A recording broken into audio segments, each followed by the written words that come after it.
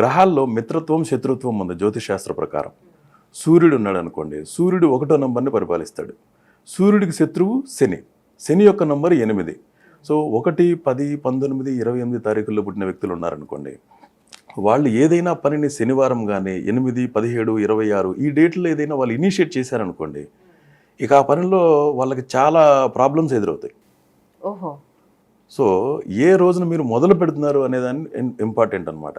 Suppose మీ జాతకంలో దశ అంతర్దశ బ్యాడ్గా నడుస్తుంది అనుకోండి. రత్నాలు ఎన్నో ఉంటాయి, కానీ నాణ్యమైన రత్నం అతి తక్కువ ధరకే లభించే ఏకైక సంస్థ 6JVR. సౌత్ ఇండియాలోనే ద బెస్ట్ 6JVR. ఆ పీరియడ్ అప్పుడు నడుస్తున్న పనులని మిమ్మల్ని ఆబ్వియస్గా డెస్టినీ స్ట్రాటజిక్గా మిమ్మల్ని అన్లక్కీ డేట్లోని ఇనిషియేట్ చేసేటట్టుగా అలో చేస్తుంది. రైట్. మీకు తెలిసినా తెలియకపోయినా దాని ప్రకారంగా అది జరుగుకుంటూ పోతూ ఉంటుంది. ఇప్పుడు అన్నం ఎలా అరుగుతుందో తెలిసిన వాడికి మాత్రమే అరుగుతుందా?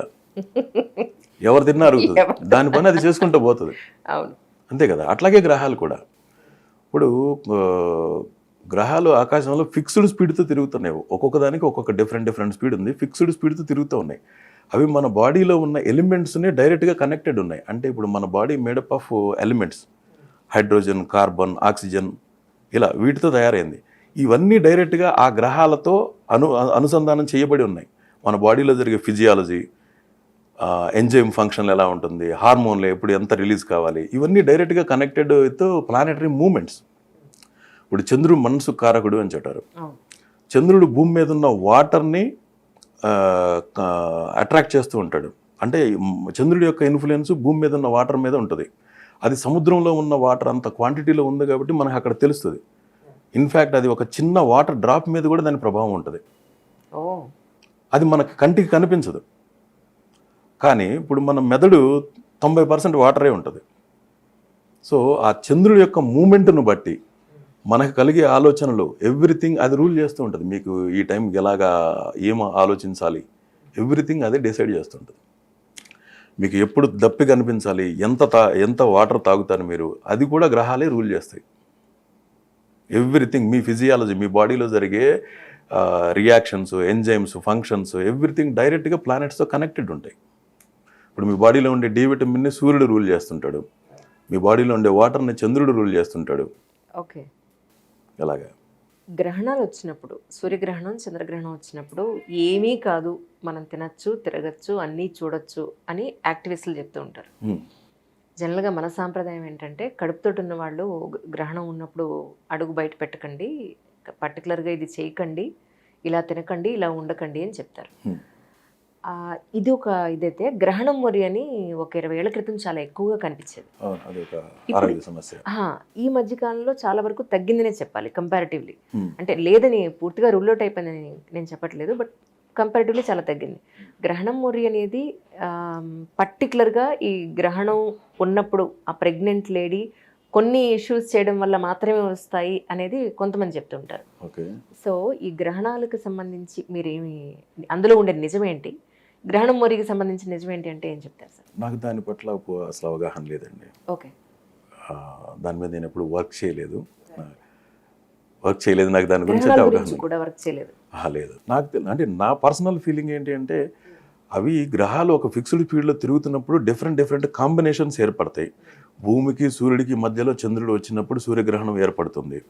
దానివల్ల ఇన్ఫ్రారెడ్ రేసు ఏవైతే ఉన్నాయో వాటిలో తేడాలు రావటం వలన ఆరోగ్యం మీద ప్రభావం చూపుతుందేమో తప్ప, జాతకంలో ఇప్పుడు గ్రహణం ఏర్పడింది, ఫలానా ఈవెంట్ జరుగుతుంది, లేకపోతే మంత్రులు, ముఖ్యమంత్రులు ఇలాంటి వాళ్ళు ఎఫెక్ట్ అవుతారు, ఇలా చెప్తుంటారు. నాకు తెలిసి అయితే అవి ప్రభావం చూపవండి. రైట్. వాటి వలన సడన్గా మధ్యలో ఆ గ్రహణాలు ఏర్పడటం వలన అవి మనుషుల జీవితాల మీద అప్పుడు ప్రభావం ఏదో చూపిస్తుంది సంఘటనల మీద అనేది నాకు అనిపించలేదు. మన తెలుగు వాళ్ళు బాలీవుడ్లో అక్కడ నమ్మకాన్ని సంపాదించుకోవడం, అక్కడ జనాల్ని ఇంపాక్ట్ చేయడం అనేది నెంబర్స్లో లెక్క పెట్టచ్చు. ఫిల్మ్ ఇండస్ట్రీలో శ్రీదేవి గారు, ఆ తర్వాత ప్రభుదేవ గారు, ఇలా ఆ తర్వాత మళ్ళీ మాడుకుంటే ఆస్ట్రాలజీలో మీరు, అతి తక్కువ మంది అటు సైడ్ వెళ్ళి అక్కడ నమ్మకాన్ని జయించడం అనేది. సో అజయ్ దేవ్గన్ గారు ఒక్కరే కాదు, మీరు కలిసిన సిద్ధార్థ మల్హోత్రా గారు కానీ, లేదంటే కరణ్ జోహర్ గారు కానీ, రీసెంట్గా నేను మీద ఒక వీడియో చూశాను, మొక్కలు నాటిస్తున్నారు, ఆవిడ పేరు కంగనా రనౌత్ గారు కానీ. ఎలా మీరు ఏ పాయింట్స్లో మీకు కరెక్ట్ అయ్యారో తెలుసుకోవచ్చా? నేను మీకు అభ్యంతరం ఏం లేదు. ఇప్పుడు ఎవరైనా ఫ్యూచర్ ఏమిటి, వాళ్ళ ఇదంతా బిగ్ గేమ్ కదండి, ఎక్కువ పెట్టుబడి పెట్టి ఆ రిజల్ట్ అనేది 8-9 మంత్స్లోనే తెలిసిపోతూ ఉంటుంది. కరెక్ట్. సో ఆ మేకింగ్ చేసే ప్రక్రియలో వాళ్ళ కంట్రోల్లో లేని చాలా అంశాలు ఉంటాయి. అవును. సో వాటన్నిటినీ వీళ్ళు గైడ్ చేయగలుగుతారు అన్న నమ్మకంతో వస్తారు. వాళ్ళైనా వాటిని నమ్మకం మొదలు పెడతారు. ఇప్పుడు నాకు సంబంధించి నేను నేర్చుకున్న సబ్జెక్ట్ ఏదైతే ఉందో, వాళ్ళు ఎప్పుడు ఈ పూజలు హోమాలు చేస్తే డెస్టినీ ఏదో మారిపోతుంది, వాటిలో వాళ్ళు ఎప్పుడు బిలీవ్ చేయలేదు.